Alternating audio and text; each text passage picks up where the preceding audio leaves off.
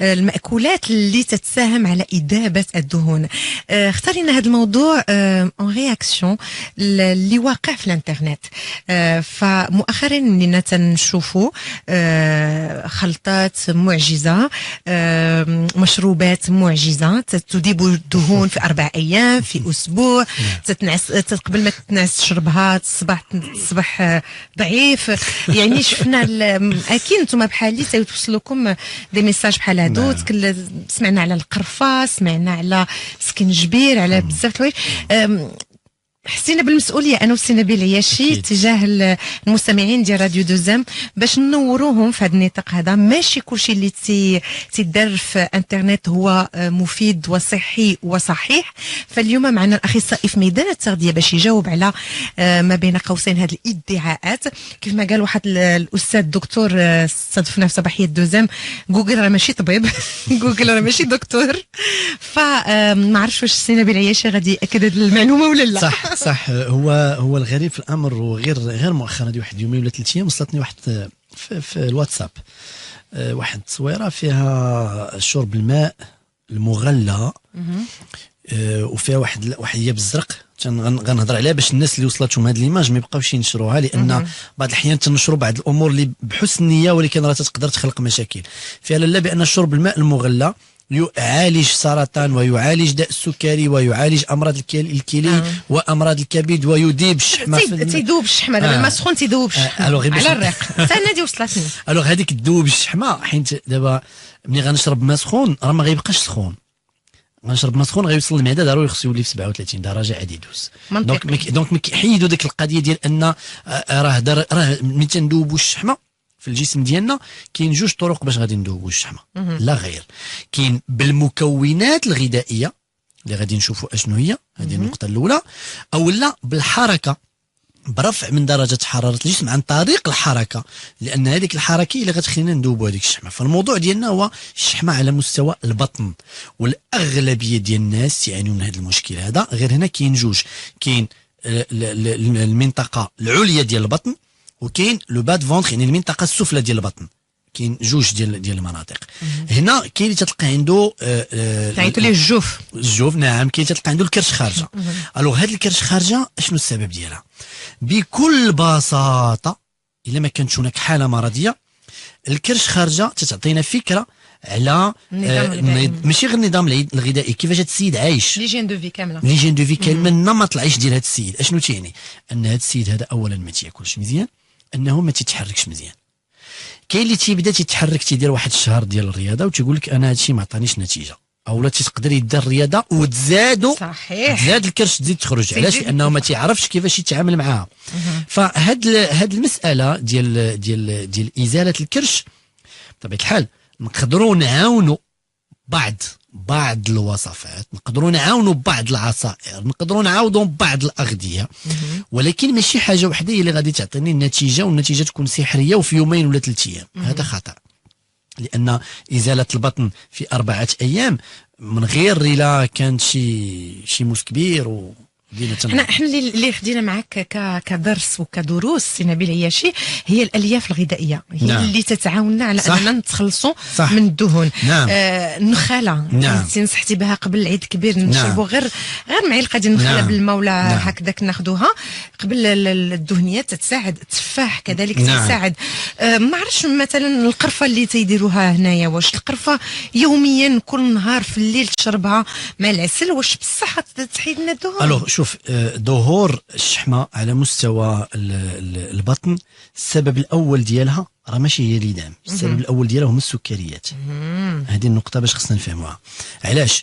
لان تناول السكر بشكل متداوم طيله اليوم، تنهضر على السكر عفوا ربما بطريقه مباشره او لا بطريقه غير مباشره.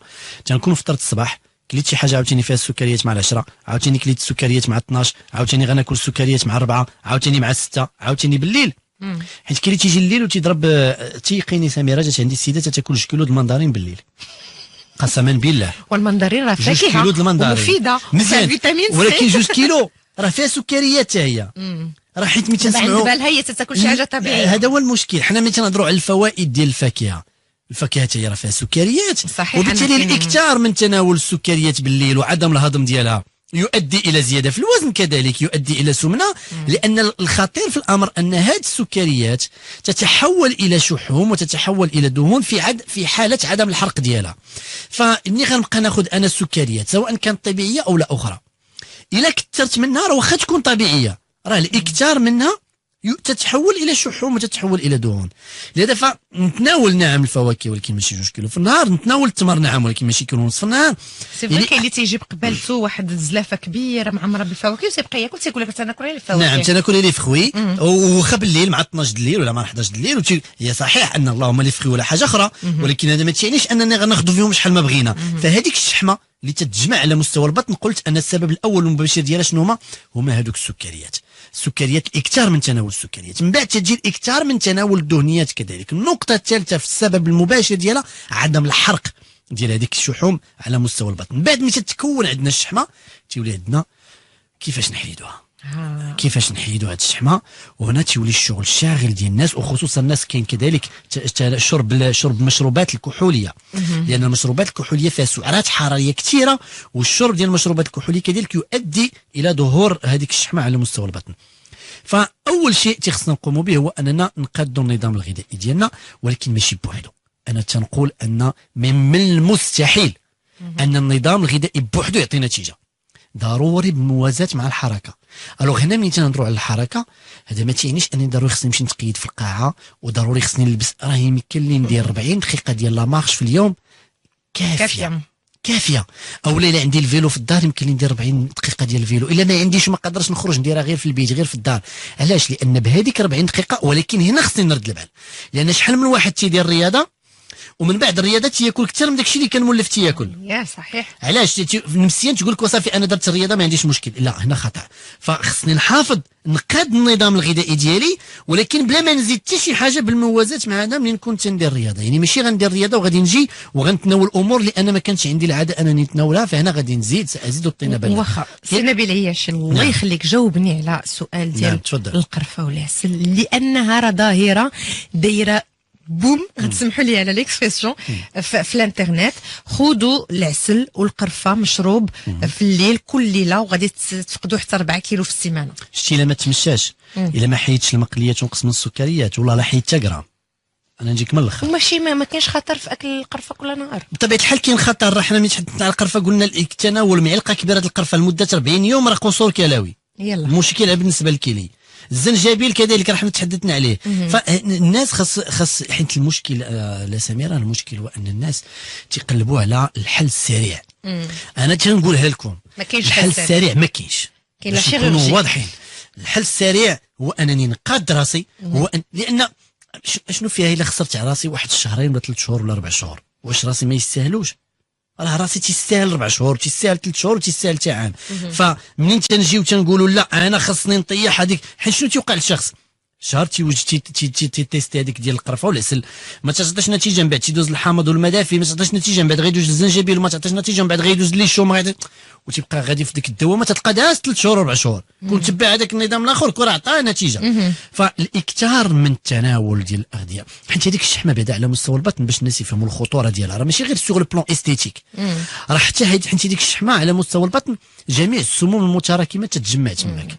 بحال العش ديال السموم. شوف بحال الزغبه في العجينه، راه ما يمكنلكش تحيد الزغبه بلا ما تحيد الطريف من العجينه. نفس الشيء هذيك الشحمه السموم كلها تتجتمع تماك. باش تحيد هذوك السموم خصك تحيد هذيك الشحمه، باش تحيد هذيك الشحمه خصك تاكل مزيان ودير الحركه. دونك تيولي الشخص ما تينعش مزيان، تيولي الشخص عنده مشاكل على مستوى الهضم ديالو، لان هذيك الشحمه تتخلق مشاكل على مستوى الامعاء وعلى مستوى الكبد وعلى مستوى المعده. وهنا تنوليو في واحد الحلقه مفرغه اللي هي كبيره بزاف. لهذا فما نستهنوش بها، هي مسألة اللي هي خطيرة ومسألة اللي هي سهلة أننا نحيدوها. من بعد طبيعة الحال تتبقى ما يعرف تنسميوها لا فينيسيون بالنسبة للناس اللي تيقلبوا على واحد لو ريزولتا اللي تكون بارفي.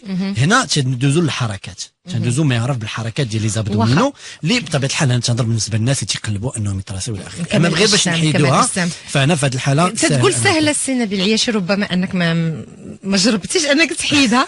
سهلة كيفاش؟ اعطينا شي حاجة عملية، يوم مثالي او لا اسبوع مثالي ولا شهر مثالي، شنو خاصنا ندير؟ نعطيك يوم مثالي. غنفطر بالخبز زيت البلديه اتاي، هذه ما تناقشوهاش. خبز كامل طبعا. خبز كامل. غناخذ معنا 10 تفاحه ولا جوج. غنجي للغدا. الغدا الشلاضه ديالي يكون فيها الخيار، يكون فيها ليشو، يكون فيها الباربه، يكون فيها خيزو، يكون الخس، يكون البسباس. هذه كلها اغذيه تساهم. طبعا لك ناخذ الفواكه ناكلهم قبل. احنا خدينا التفاح مع العشره صافي بركه. هنا غناخذ الشلاضه. غناخذ مثلا الخبز او العدس او اللوبيا او البصاره او الرز او اللحم، ماشي ضروري يكون كل نهار. غنجي للعشيه مثلا واحد الساعتين ولا 3 السوايع من بعد الغدا، غنقدر ناخذ مثلا عاوتاني واحد جوج تفاحات. علاش نركز على التفاح؟ لانه هو كيشرتي لان اصلا ضد اللمجه او ما يسمى بالكوتي. ضد. نقدر نجي مع الخمسه ولا السته العشيه ناخذ تميرات مثلا 5 تميرات، ما عنديش مشكل. هنا غيجي العشاء. واش العشاء ضروري انني نستعمل العشاء؟ ماشي ضروري. نقدر نشرب بزاف ديال الصوبه وغتساهم ليا في حرق الشحوم وفي حرق الدهون اللي عندي في الجسم ديالي. بطبيعه الحال كاين هناك بعض والحركات 30 دقيقه في النهار طبعا. كاين بعض لي غرين، بعض الحبوب تساهم بنسبة 0.001%. الزنجلان مثلا، زريعة الكتان مثلا، تساهم في حرق الدهون، في حرق الشحوم داخل الجسم ديالنا. فهمتي؟ نيت تهضر على مثلا الليشو المكور يساهم في حرق الشحوم، اللفت يساهم في حرق الشحوم، القوق يساهم في حرق الشحوم، البسباس يساهم في حرق الشحوم. فالتناول ديال هاد الاغذيه ملي تدوز الاسبوع خضرين من الاحسن، من الاحسن يكونوا خضرين. فملي تدوز انت كليتي هاد شرب الماء كذلك. شرب الماء ديال 2 لتر الماء في النهار، غير الماء بوحدو يساهم كذلك في حرق الشحوم. نبتعد عن المقليات، نقلل من تناول السكريات، ندير واحد 30 ولا 40 دقيقه في اليوم، وهذه مساله صعيبه.